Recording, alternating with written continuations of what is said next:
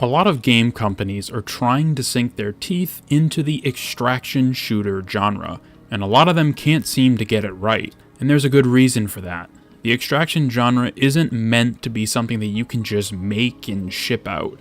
There is a ton of consideration that needs to be thought of well in advance if you want to have a game that looks, feels, and plays correctly according to the genre. Over the years, as the rise of this genre has become more mainstream, different companies have tried their hands at making an extraction game that is both engaging and fun to play, but many of those attempts are marred from their very concept. People aren't willing to take risks, playing it as safe as possible to try and broaden this niche market. There are tons of ways you can make a successful extraction game, and there are even more ways to screw it up so badly the game won't survive its initial launch. With everything that is currently happening with games like Marathon, where the game seemed to be just doomed from the start, and inversely with games like Arc Raiders, which seems very in tune with not only the genre itself, but the audience that might play it, I wanted to go over some examples of games that either got it right or look to be getting it right that are still in development, and other games that never hit the mark and were basically failures before they even released.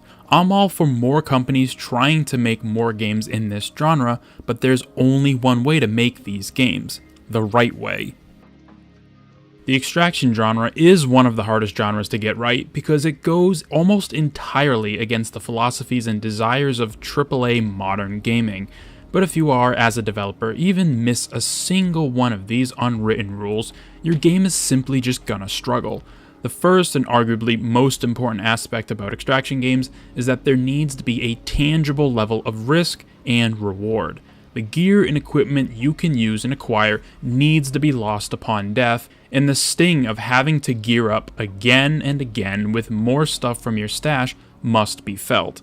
One of the biggest issues I've personally noticed over the years with some extraction games is their inability, whether intentional or not, to make the player feel uncomfortable with losing. Shying away from that and trying to make a game that is almost clinical and devoid of failure is a surefire way to make the player feel bored. I'm not saying the loss needs to be they have to reset or start over from scratch. It doesn't need to be that drastic, but there's an ebb and flow of acquiring and losing gear that makes this genre so compelling. You'll have days where you pop off, go on a hot streak, and fill your stash until it's about to burst. And there will be other days where you lose again and again to the point where your stash looks desolate. Probably the best example of doing this wrong was DMZ from Call of Duty. It had some genuinely interesting ideas about how the player will navigate the world and engage with it and other players, but the biggest sin that game committed was making death not sting when it happened. If my memory serves me correctly, the only thing you lost was whatever weapon you loaded onto the map with.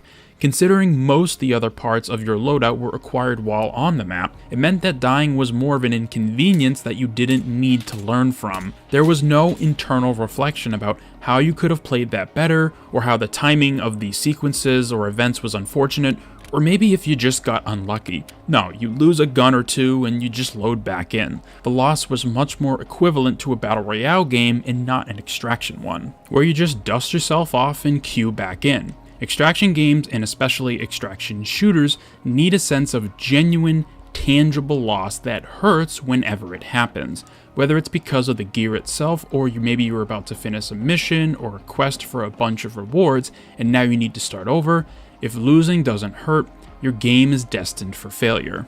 While loss is definitely a core part of the extraction DNA, the most profound part that games somehow still get wrong is playing with purpose.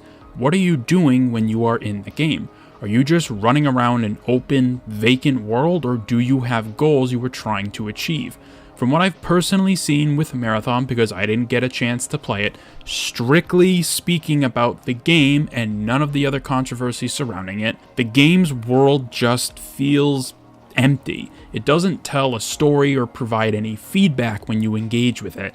It feels more like a box you simply play in, and then when you win or lose, you go play in one of the other boxes.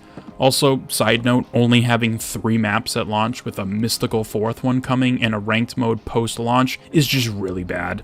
Especially if those maps are devoid of any life to them. Tarkov got away with only having a couple of maps for so long because the ones it provided were large, varied, and had a ton of character to them. Plus, the learning process for each of these maps took a lot of time. With something like Marathon, I'd imagine after playing it 2 or even 3 hours, you would know your way around it.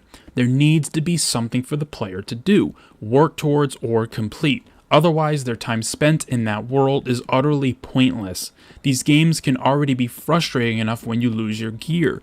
The last thing an extraction game should waste is your time. As a Tarkov player, the amount of time I have lost to loading screens, waiting around to get into a raid, to only die in the first 8 seconds of a match is uncanny. But the experience is worth that time sink because you will have raids and moments that reinvigorate your desire to keep playing even if you're in a slump. No other game has the highs and lows that EFT does. It feels scientifically impossible a game can elicit the kinds of emotions that Tarkov does sometimes.